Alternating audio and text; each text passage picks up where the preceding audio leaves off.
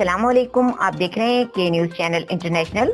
खबरों का सिलसिला आगे बढ़ाते हुए लिए चलेंगे आपको ननकाना साहब की तहसील सांगला हिल, जहां से रिपोर्ट कर रहे हैं हमारे ब्यूरो चीफ ताहिर खान। सांगला हिल में बल्दिया ऑफिस में लूटमार आम तब्दीली सरकार की नाम नजर आ रही है।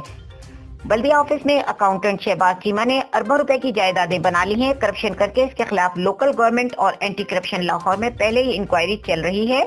इन ख्यालात का इजहार पीर फकरात अब्बासी मरकजी रहनुमा आल पाकिस्तान मीडिया काउंसिल ने किया। उन्होंने मजीद कहा कि साबिक असिस्टेंट कमिश्नर जमील अहमद ने बतौर सजा इनको अपने दफ्तर में रखा, लेकिन इसने अपना असर और रसूख इस्तेमाल करके दोबारा अपना ऑर्डर बल्दिया ऑफिस में करवा लिया।